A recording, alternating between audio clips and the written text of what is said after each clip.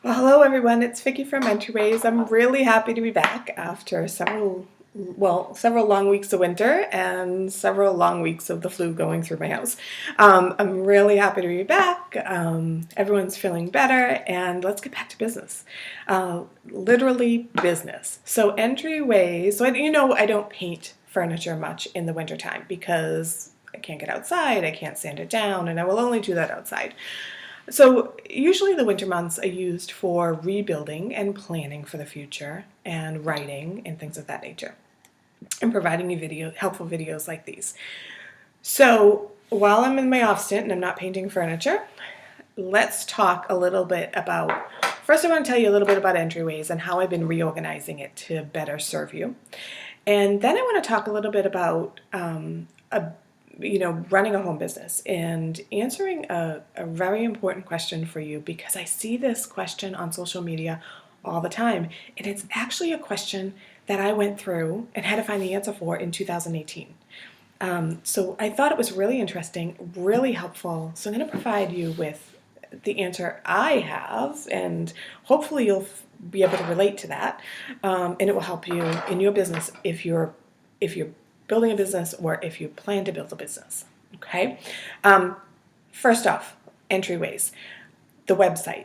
So I've been working to reorganize it a little bit for you to better find the information.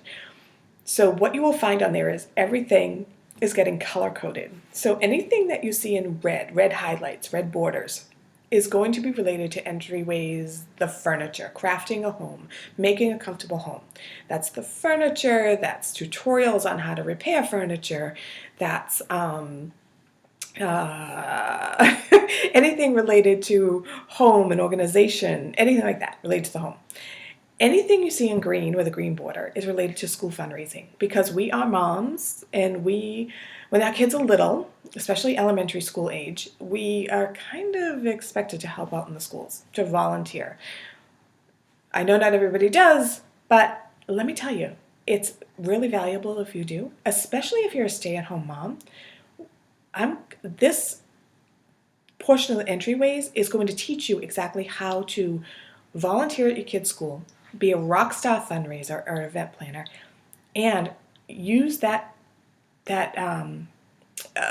what you're learning to put on your resume for later, so that it doesn't look like you stayed home for 10 years and then you're trying to get back in the workforce later when the kids are older.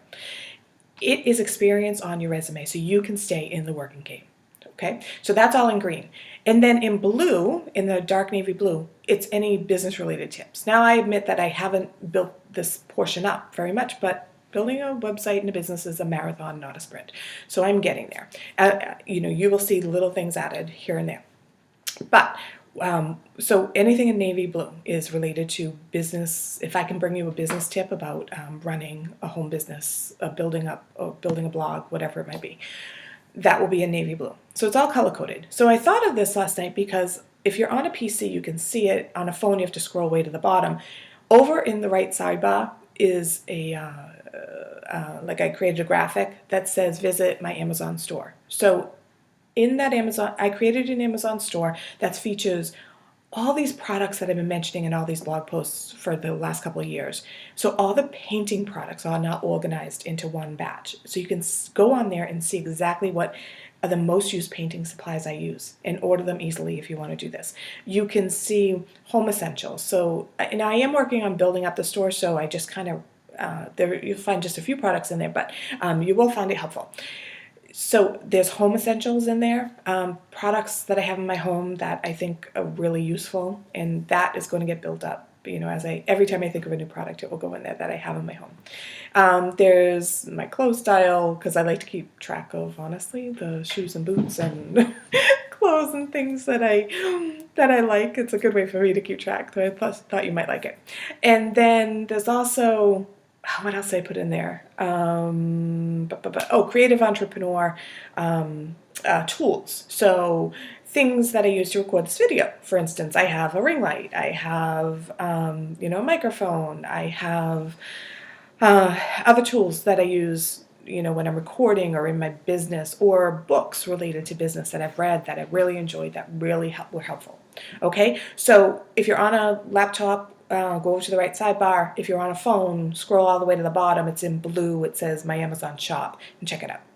So that's in blue because it's related to business. It helps me earn money on my blog. Okay, so everything is color coded on there. Now let's move on, because I'm on social media a lot. I'm on Facebook a lot. I belong to an inner circle group. It's a monthly group that helps women build up their businesses, like Entryways. And it's incredibly helpful. I am extremely frugal, and I never thought I would pay a monthly subscription for something like this, but I cannot believe how incredibly helpful it is. So in that group, people are always asking questions, because some people are way ahead of you, which you learn from, and some people are way behind you, and you're like, oh, I know the answer to that question. Let me help. I see this question all the time. Here was the question. So there was a woman on there. She says she's owned a brick and mortar store for 25 years. It's a catering business, and she was getting older. I think she mentioned she was in her 60s, and she said she wanted to know, how can she change her business, adjust her business so she's still earning money from it, but she doesn't have to do the heavy lifting anymore. So what adjustments can she make so that this business will continue with her for another 20, 25 years, however long she continues to work? So I always try to chime in on things like this, because this is something I went through in 2018. Now, if you've been following along for a while, you know that last April my son and I got in a really bad car accident. I couldn't move my right arm for a couple of months or use my hand because of the accident. And so I couldn't paint, I couldn't lift, I couldn't move furniture. Basically lost that income for a couple of months. And I started thinking, what else can I do? It was at that time that I got into commercial real estate with my brother, which I love. But as far as the entryway side, I'm still working on, I'll never give this up. I absolutely love it. So how can I change entryways if I can't lift and I can't move like I used to? Or let's say in 10 years, I can't, like now I'm back into it. Not now, it's the winter and I can't sand outside, and I don't have the space to paint so much. But in the spring, when I start back up, how can I change my business so that Entryways doesn't die off, so that Entryways continues on for 10, 20, 30 years, and it continues to earn me income? How do I change that? So I ran into this in 2018 because all of a sudden I couldn't do what I needed to lift and move. My body just wouldn't allow me to. And now you might be 30 years old and not thinking about this yet, but when you get into your 40s and 50s and your 60s are right around the corner, or your 50s and 60s are right around the corner, you might want to start thinking about it earlier on and how you can adjust your business. Okay, or you might get into an accident, and like I did, and you have to start thinking about it a little bit earlier. So here was my response to her, because I see this question all the time on Facebook, and I really wanted to help her. And so someone else had already asked her, well, what do you love to do? And she said, oh, I love to write. And I was like, oh, she's like me. I love to write. I love to put together books and tutorials and things like that in writing. Some people do not like to write. Some people prefer video, like my best friend. She is a speaker. She loves video. She loves audio. So she would adjust this to be, what fits her. But I love to write. So here was my response to her. I said, write a series of ebooks related to your business, because someone just coming in on the other end that's just wanting to start a catering business, your information to her is so invaluable that she will pay money for it. Okay, so take your business and I'm just reading my notes. So take your business and break it down into chunks and write it into small, teachable ebooks that she can pick up so she can buy and pick up no matter what stage of her business is in. So if she's at the point where she's just starting out and she wants to know what this involves, she better buy every series of ebooks you're putting out there, because she should know what she's getting into from beginning to end and the amount of work that it involves. Let's say someone is already in the catering business and they have kind of already started. They might jump in and buy book number 3 and book number 4, because that's a stage of business. They already got through the first couple of stages. So here's what I said to her. I said, write a series of ebooks. And the ebooks will be like, let's say you put out ebook number 1.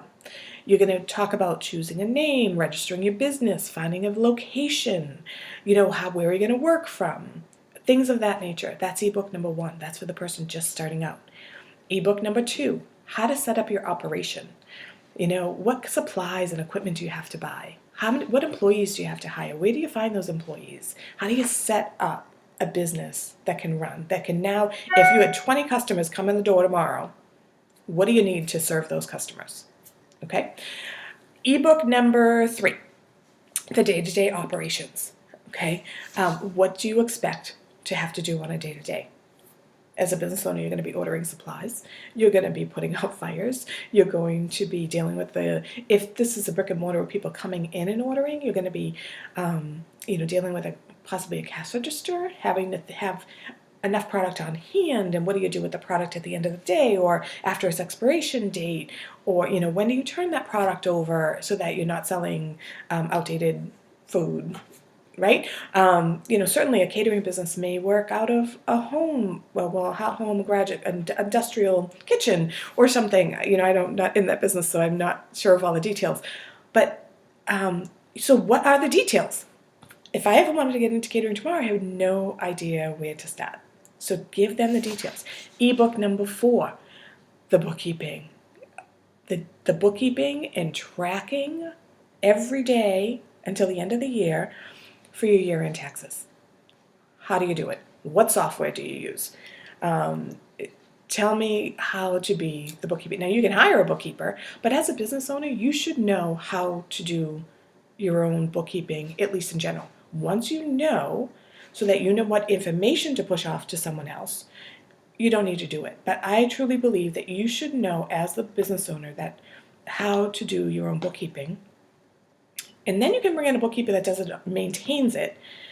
But you should know how to go into, let's say if it's QuickBooks you're using, you should know how to go into QuickBooks and look at what bills were paid, to who they were paid, what is your balance today, so that as a business owner, you still need to keep an eye on that bookkeeper, make sure they're doing their job. You need to know if they're out sick for a week, you need to know how much money is in there. You need to know how to write a check in an instant. All of those things. Okay? So that's ebook number 4. Ebook number 5, attracting new customers and keeping them. Marketing, promotion. Once you have this business going, you need to know how to bring business in. You need to know how to go find it and attract people, whether it's having a sign made. Where do you find a graphic designer to have a sign made? How do you have it installed? Ebook number 6 could be all about your storefront. If you have a storefront, you're a caterer or any brick and mortar, how do you design your storefront? How do you what displays do you put in your window? How often do you change those displays out to attract new customers? So my point is that take your business, no matter what it is, and the information, if you've been running a business for 10, 20, 25 years, however long it is, that information, there are people way ahead of you that have been doing it longer, but there are so many people behind you that have no idea how to do it, and they want your information. If they could pick your brain, how much would you charge for them to pick your brain? And you could do it in ebooks. You could do it and sell those ebooks. Now, I also heard a question this week on there of, someone said, I want to write ebooks. I want to put my information out there. How much do I charge? How long do I make the ebook? Well, my answer to her was, that all depends on you and the information. So I just gave you an example where I gave you 6 ebooks and I broke all the information down into little chunks. So those ebooks might be 10, 20 pages. Whereas if you took all 6 ebooks and put them into one big course that someone had to buy the entire thing for $300, $900, then that ebook might be over 100 pages. Okay? So, and I've bought ebooks from 10 pages. I bought ebooks from 2 pages, 3 pages, up to 100 to 150 pages. So those ebooks that are shorter, yeah, they cost less. They might be $7.